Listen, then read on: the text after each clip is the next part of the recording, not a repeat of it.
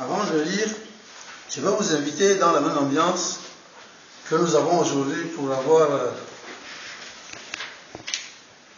ce jour de Pâques dans le cantique 215, le premier strophe seulement. Pas ça, boule c'est 218. Nema yefona ambassa c'est Kinje Massé, n'est-ce pas? Kinje Massé le mwera iwe meitole ma tehelipe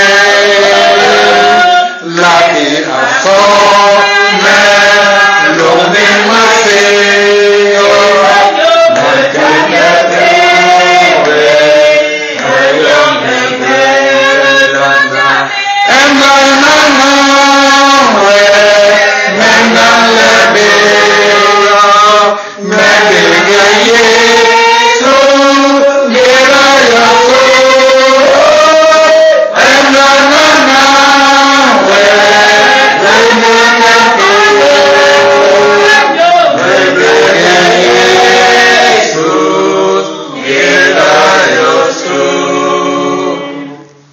La lecture de ce dimanche est tirée dans le livre de l'évangile de Jean, chapitre 20, du verset 11 au verset 18. Jean, chapitre 20, verset 11, verset 18, jusqu'au verset 18. Je lis. Cependant, Marie se tenait dehors, près du sépulcre, et pleurait. Comme elle pleurait, elle se baissa pour regarder dans le sépulcre. Et elle vit deux anges vêtus de blanc, assis à la place où avait été couché le corps de Jésus, l'un à la tête, l'autre aux pieds. Et ils dirent, « Femme, pourquoi pleures-tu » Elle leur répondit, « Parce qu'ils ont enlevé mon Seigneur, et je ne sais où ils l'ont mis. » En disant cela, elle se retourna et elle vit Jésus debout. Mais elle ne savait pas que c'était Jésus. Jésus lui dit, « Femme, pourquoi pleures-tu? Qui cherches-tu » Elle pensa que c'était le jardinier. Lui dit, « Seigneur, si c'est toi qui l'as emporté, dis-moi où tu l'as mis, et je le prendrai. » Jésus lui dit, « Marie. » Elle se retourna et lui dit en hébreu, « Rabouni », c'est-à-dire maître. Jésus lui dit, « Ne me touche pas, car je ne suis pas encore monté vers mon Père. Mais va trouver mes frères et dis-leur que je monte vers mon Père et votre Père, vers mon Dieu et votre Dieu. » Marie de Magdala alla annoncer aux disciples qu'elle avait vu le Seigneur et qu'il lui avait dit ces choses. L'herbe sèche, la fleur fan et tombe, la parole de Dieu demeure éternellement. Nous prions. Éternel Dieu Tout-Puissant, nous te rendons grâce parce que c'est toi qui as voulu que nous nous retrouvons ici ce jour. Et c'est toi qui as voulu que ce passage soit lu. Parce que c'est toi qui connaissais ce jour mieux avant nous. Tu connaissais ce lieu et tu connaissais tout ce qui va se passer ici. Nous te demandons à cet instant précis de disposer nos cœurs à écouter celui que tu as choisi ce dimanche qui doit nous enseigner et qui doit entrer dans la profondeur de cette lecture. Permets donc que nos cœurs soient disposés à écouter, que nos oreilles soient disposées à entendre et que nous ayons la possibilité de garder ce message. Nous te demandons ceci, pas parce que nous sommes saints, mais au nom de ton Fils Jésus-Christ. Amen. Bien-aimés dans le Seigneur, nous sommes aujourd'hui dimanche de Pâques. L'Église universelle fête la résurrection ce jour, la victoire de la vie sur la mort. Car la mort a été vaincue parce que la terre n'a pas pu conserver le corps du Seigneur. La terre ne saurait conserver ici la puissance de Dieu. Nous parlons donc de la victoire de la vie sur la mort. Chaque année, il nous faut donner une signification à cet événement. Les passages bibliques qui entourent cet événement sont multiples. Mais pour nous, aujourd'hui, je voudrais partager avec vous le contenu du texte qui vient d'être lu autour du thème suivant. Ne te donne pas de mission en dehors de celle que Jésus te confie. Ne te donne pas de mission en dehors de celle que Jésus te confie.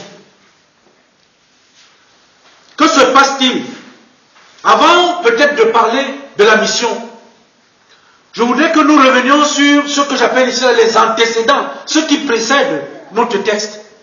L'histoire nous présente dans ce chapitre 20, dès le premier jour de la semaine, on nous parle ici là de Marie. Elle a été la première à être au sépulcre. Elle arrive au sépulcre, il fait encore obscur, elle jette un coup d'œil, elle voit que la pierre a été roulée, elle repart, elle n'entre pas, mais elle repart directement pour aller voir Simon et un autre disciple qui est présenté comme celui que Jésus aimait. Et de dire que ils ont enlevé le corps du Seigneur et on ne sait pas où on l'a mis. Mais voilà ce qu'elle présente. Et immédiatement, Simon et l'autre disciple vont courir, ils vont venir, n'est-ce pas, au sépulcre. L'un arrive en premier, il n'entre pas, l'autre vient par derrière, lui il entre. Et il y a c'est tout un théâtre, n'est-ce pas, toute une présentation étrange. Mais le verset 8 nous dit ceci. Alors l'autre disciple qui était arrivé, le premier au sépulcre, entra aussi, et il vit, il crut. Pierre Simon qui est venu n'a pas cru. L'autre vient, il croit. Marie, à l'entrée, qui n'a même pas vu l'intérieur, jusque-là, nous sommes dans une sorte de pièce théâtrale. Bien aimé dans le Seigneur, il ne comprenait pas encore que selon l'Écriture, Jésus devait ressusciter des morts. Ni Marie, ni Pierre, ni Simon-Pierre, ni l'autre disciple. Et bien nous arrivons maintenant à notre texte. Parce que les disciples, eux, ils sont venus, l'un a cru, l'autre n'a pas cru, ils sont repartis, et Marie qui est arrivée la première, revient à nouveau, on nous la présente encore, elle est encore là. Mais cette fois-ci, le texte dit, Marie se tenait dehors, près du sépulcre. Elle est toujours dans cette position, elle est partie, elle est revenue à la même position du départ. Eh bien, elle fait quoi? Elle pleure. Marie pleure. Et comme elle pleurait, elle se baissa pour regarder. Maintenant, elle se baisse pour regarder dans le sépulcre. Avant, elle ne l'a pas fait. Eh bien, elle vit deux anges vêtus de blanc, assis à la place où avait été couché le corps de Jésus. L'un à la tête, l'autre au pied. Et nous rentrons maintenant dans cet échange. Parce que la narration nous dit ceci. C'est le narrateur, il y a quelqu'un qui est en train de nous présenter l'histoire. Et il nous dit, les anges vont s'adresser à Marie en l'appelant femme. Femme. Pourquoi? Pourquoi La réponse de Marie revient comme la première fois. Elle dit, ils ont enlevé mon Seigneur et je ne sais pas où ils l'ont mis. Elle parle d'enlèvement. Marie parle ici d'enlèvement. Elle a d'abord dit, la première fois, elle parlait du Seigneur, ils ont enlevé le Seigneur, mais cette fois-ci elle parle de mon Seigneur. On ne sait pas où on l'a mis. Bien aimé dans le Seigneur, qu'est-ce qui prouve que Jésus a été enlevé? Parce que nous devons faire ici l'abstraction de nous-mêmes lorsque nous rentrons à l'église. Parce que la Marie s'est donné une mission. Elle est partie d'elle-même, au sépulcre. Personne ne l'a envoyée. Elle est disciple. Elle aime le Seigneur. Elle a marcher avec le Seigneur. C'est une femme passionnée. Mais là, ce qu'elle fait, elle le fait d'elle-même. Elle prend la décision d'aller le matin au sépulcre. Mais maintenant, elle ne trouve pas le Seigneur. Elle n'a même pas encore bien vérifié, mais elle déclare qu'on l'a enlevé. Le terme enlèvement, nous sommes dans un contexte où, lorsqu'on dit enlèvement, cela suppose une intention malveillante. Qu'est-ce qui prouve qu'il y a ici enlèvement? C'est une accusation. Parce qu'elle accuse les îles. Les îles, c'est pour qui? Il, c'est qui? Mais il est quand même accusé. Ce il-là est quand même accusé d'avoir posé un acte. Mais le il-là, nous ne le connaissons pas.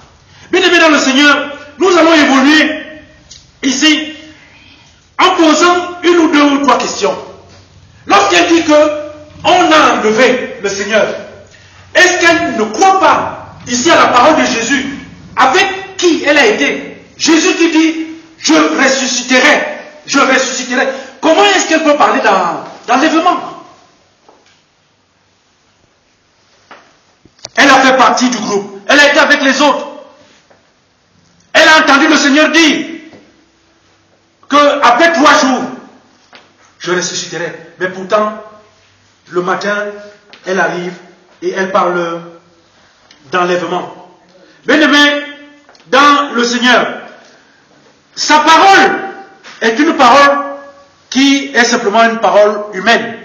C'est une parole qui ne rentre pas dans le schéma, n'est-ce pas, qui nous mène au salut. Ça n'a rien à voir. Elle parle d'elle-même. Ne te donne pas de mission en dehors de celle que Jésus te confie. C'est là où nous allons parler de la mission. Une mission, c'est quoi? Une mission, mais c'est une charge donnée à quelqu'un. Elle n'a pas eu cette charge de faire ce qu'elle est en train de faire. Et pourtant, est-ce qu'on doit accuser Marie? Non.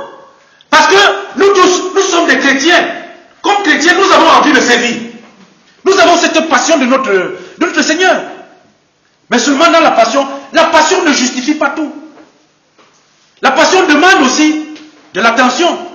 Puisque, à l'heure actuelle, ce qui se passe, c'est que elle est encore dans l'anonymat. Parce que les anges l'appellent femme. Ils l'ont dit à 2 reprises, femme. On l'appelle femme une deuxième fois. Eh bien, maintenant qu'elle a fini de présenter ici là sa douleur, sa tristesse, nous passons à l'autre étape. Cette étape, c'est que pendant qu'elle est en train de dire, on a enlevé mon Seigneur, je ne sais pas, le Seigneur se pointe derrière elle. Elle se retourne. Et qu'est-ce qu'elle voit? Elle voit Jésus debout, mais le texte me dit, elle ne savait pas que c'était Jésus. C'est terrible. Je me suis posé plusieurs questions. Quelle est la voix qu'elle a entendue pour... Parce que quand elle se retourne, lorsque je parle, on connaît ma voix. Lorsque Jésus parle, les disciples de Jésus connaissent la voix de Jésus. Comment est-ce que je peux me retourner? Je vois Jésus, j'entends la voix, je ne le reconnais d'abord pas la voix. Je ne le reconnais pas lui-même. Mais pourtant, je suis en train de chercher là où on l'a mis.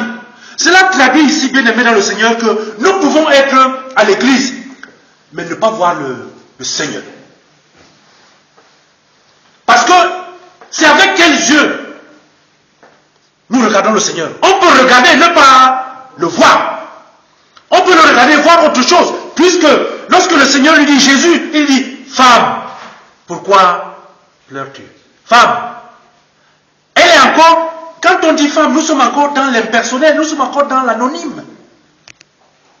Femme, pourquoi pleures-tu? Eh bien, qui cherches-tu? Parce que la question vient maintenant. Que tu cherches, parce que Jésus, il sait quel est son problème. Elle dit qu'elle est avec Jésus, qu'elle aime. Elle est venue, elle est dans le sépulcre, elle se retourne, elle le voit, et elle continue à pleurer.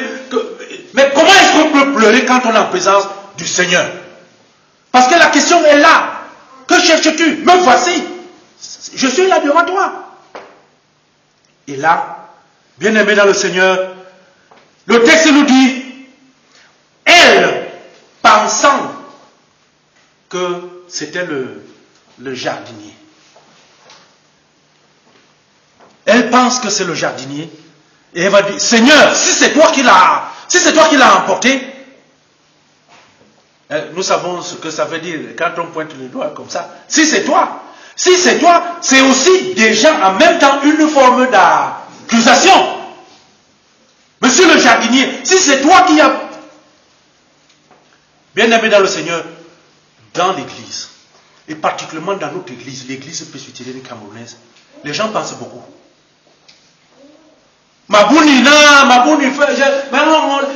Je pense, il y a quelque chose souvent qui rentre, ce sont des convictions. Nous avons d'autres convictions. Nous fouettons ailleurs. Le Seigneur est là, il nous regarde et il nous demande, là où nous sommes aujourd'hui, qu'est-ce que vous cherchez? Qu'est-ce que nous sommes venus chercher ici? On vient chercher quoi? On ne vient pas chercher, ne pense pas, ne me vois pas, ne pense pas, je ne suis pas Jésus. Aucun pasteur n'est Jésus, ne sera jamais. Il y a eu un seul qui est le Christ. Le seul. Il est mort, il est ressuscité. C'est le Fils de Dieu. Ni moi, ni les anciens, ni personne. Nous ne sommes rien d'autre que des enfants du Seigneur. Ne pensons à rien d'autre. Quand on vient à l'église, on vient chercher le Christ, le Seigneur. Bien-aimé, une surestimation. Dis-moi où tu l'as mis. Dis-moi. Dis-moi où tu l'as mis. Parce que lorsqu'elle dit, dis-moi où tu l'as mis, il y a une forme de surestimation de ce qu'elle est, de sa capacité. Voyez Marie qui demande que Jésus ne devait pas être petit comme moi. Il devait être un peu plus grand. Je ne sais pas. Ou peut-être plus court. Mais enfin, voir une femme transportée, dis-moi où il est, je vais. Nous avons dans l'église aujourd'hui beaucoup de volonté, mais que nous utilisons à côté. Elle a de la capacité, elle est passionnée, elle aime le Seigneur, elle peut faire des choses, mais elle se surdimensionne, elle se donne en plus de ça d'autres choses, elle s'imagine être ce qu'elle n'est pas. Qu'est-ce qu'elle voulait faire avec le corps du Seigneur? Bien-aimé dans le Seigneur, qu'est-ce qu'elle voulait faire avec le corps de Christ? Parce que le Christ, prévu que je vais mourir, je serai enterré, mais je ressusciterai. Après, j'irai chez mon Père. Qu'est-ce qu'elle veut faire? Elle cherche un vivant dans la classe des morts. Pour faire quoi avec son corps? Chers frères et sœurs dans le Seigneur, je vous invite, chacun à la mesure. Il faut que nous puissions être des chrétiens et des responsables avec une bonne mesure. Ne cherchons pas à aller plus loin que ce que nous devons être et ce que nous devons faire. Eh bien, nous passons maintenant de l'anonymat à la lumière. Parce que cette fois-ci, le Seigneur l'appelle Marie. Et là, comme chacun d'entre nous, on s'éveille. Il y a un moment où chacun d'entre nous est appelé par le Seigneur par son propre nom. Quand on vient à l'église, il ne faut pas donner aux gens des petits noms. Il faut appeler, parce que personne ne veut rester dans l'anonymat. Nous devons être appelés par nos noms. Pasteur John, oui, c'est moi. Menton, tout ça, oui, on répond. Mais ne m'appelle pas petit poussin ou bien non. Parce que le Seigneur a fait de moi un ministre du culte. Ne m'appelle pas autrement. Quand tu me vois, et ça, papa, pasteur, voilà. Ça veut dire que tu me respectes. Tu respectes ce que le Seigneur a fait de moi. Quand tu vois un ancien d'église, quand on dit venez, ce n'est pas simplement une appellation comme ça, mais c'est une appellation qui porte, quand on dit venez ancien, non, ça veut dire que ce qui est déjà, ça veut dire que cette personne-là a à avoir de la considération. Mais le Seigneur l'a fait sortir maintenant de l'anonymat et il l'appelle Marie. Et ce qui se passe, elle va se retourner cette fois-ci. On se pose la question de savoir qu'est-ce qui lui arrive cette fois-ci. Parce que cette fois-ci, voici, elle dit Rabouni. Rabouni, c'est-à-dire maître. Elle a fait une mission. Chacun de nous se donne une mission. C'était de chercher le Seigneur. C'était de chercher où il est. Mais ça se limite à ça. Parce que maintenant le Seigneur lui dit ne me touche pas. Ne me touche pas. J'aime souvent quand les femmes vous chantez souvent toi nambe, toi nambe. Le Seigneur dit toi nambe ne me touche pas. Parce que quand on est en service commandé pour Dieu, on ne perd pas le temps pour des broutilles. Elle veut toucher le Seigneur. Le Seigneur lui dit non. Et cette fois-ci, le Seigneur lui donne la mission. Cette mission, elle est celle-ci. Va trouver mes frères. Va trouver mes frères. Et dis-leur que je monte vers mon Père et votre Père. Vers mon Dieu et votre Dieu. Cette fois-ci, Marie sort de la confusion. Parce que tout ce qu'elle faisait, avec tout son engagement, elle était dans la confusion. Elle ne savait pas ce qu'elle doit faire. Ici, elle accuse, là-bas, elle tourne, elle regarde, elle ne regarde pas. Mais cette fois-ci, l'ambition, on lui donne une tâche qui est claire, elle est précise. Va trouver mes frères. On ne se met pas en mission soi-même. Quand on se met en mission soi-même, on tourne en rond. Le problème de notre église aujourd'hui, c'est que les anciens, beaucoup, les chrétiens, beaucoup, les pasteurs, les gens se mettent en mission eux-mêmes. Quand j'étais à l'école encore, au lycée Leclerc, à l'époque à Yaoundé, on nous disait, pour le bon français, que ce qui se conçoit clairement, s'énonce facilement. Ce qui se conçoit bien s'énonce clairement. Et les mots pour le dire arrivent aisément. Voilà les trois parties de cette maxime. Cela voudrait dire quoi? Lorsqu'une mission n'est pas claire, on va tourner en rond. Les gens sont restés dans la confusion. Voici ce que le Seigneur dit. Va trouver mes adelphous. C'est le mot grec adelphous. Ici qui parle d'adelphos, de frères. On n'envoie pas les gens pour aller vers les inférieurs.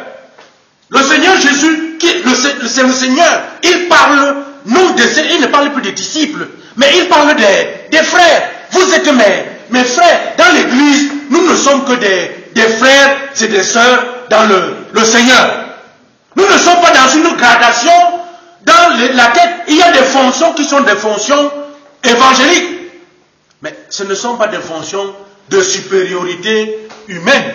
Où, dès que quelqu'un est nommé, tout le reste n'existe plus. Non! Va voir mes frères. Et pour leur dire quoi? Pour leur dire quoi? Que moi, je monte. Comme toi tu cherchais, tu me cherchais, tu disais comment. On ne m'a pas enlevé. Tu te trompais. Moi, je te dis, va voir mes frères. Va voir mes frères. Babagnan.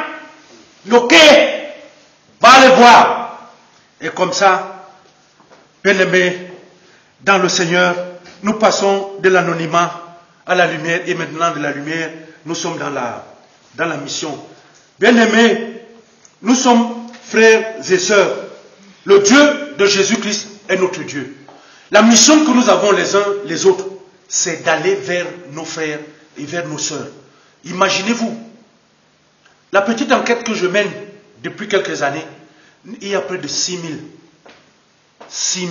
enfants de l'église presbytérienne camerounaise tapis ici en Île-de-France.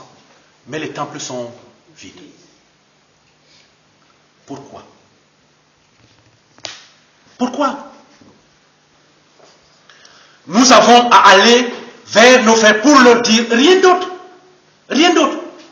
Le Seigneur est là. Il est ressuscité. On a dit que, on doutait de ce qu'il disait, mais il est ressuscité. Il est ressuscité. Et c'est lui qui donne la mission. Ne cherche pas à faire, il ne faut pas s'inventer des tâches dans l'église. L'église est ordonnée. Mais quand on voit du désordre, ça veut dire qu'il y a des désordres. Le désordre ne vient pas seul. Quand il y a de la confusion, ça veut dire qu'il y a des gens qui entretiennent la confusion. Et nous avons besoin d'être unis les uns les autres dans la foi. Et si nous ne savons pas comment faire, lorsque nous arrivons que nous sommes faibles, quand on n'a plus de force, le Seigneur a demandé qu'à chaque fois, nous partageons avec lui. Dans le souvenir de ce qu'il a fait, d'aller à la table sainte. Le vrai chrétien, le bon chrétien, c'est quelqu'un qui, à un moment donné, partage, n'est-ce pas, la communion avec le Seigneur à sa table. Donc, si nous sommes aujourd'hui des forces, avec des forces affaiblies, partageons ensemble à la table, reprenons des forces pour reprendre le chemin. Va donc voir ton frère, va donc voir ta sœur, dis-lui que le Seigneur Jésus-Christ est ressuscité. Voilà la mission. Voilà ce que nous devons faire. Amen.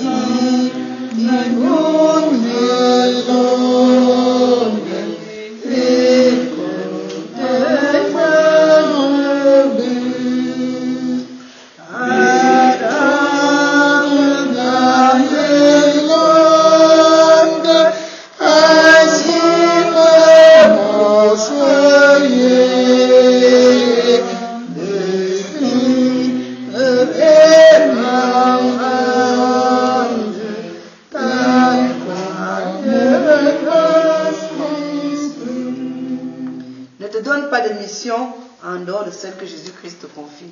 Prions. Éternel notre Dieu, Dieu de grâce, Dieu de bonté, Dieu de miséricorde, Dieu 3 fois saint. Nous te remercions, Éternel, d'avoir permis que nous puissions être attentifs à cette parole que nous avons suivie. Mais nous te demandons, Éternel notre Dieu, car tu sais que nous sommes chers.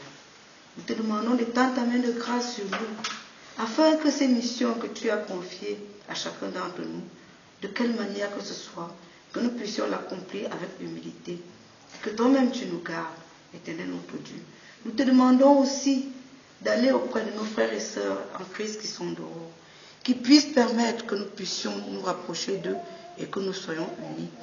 Car nous savons que seuls nous ne pouvons rien faire. Nous te demandons d'être avec nous et que tu puisses bénir le prédicateur de ce jour. Nous te demandons tout ceci au nom de ton Fils Jésus-Christ. Amen.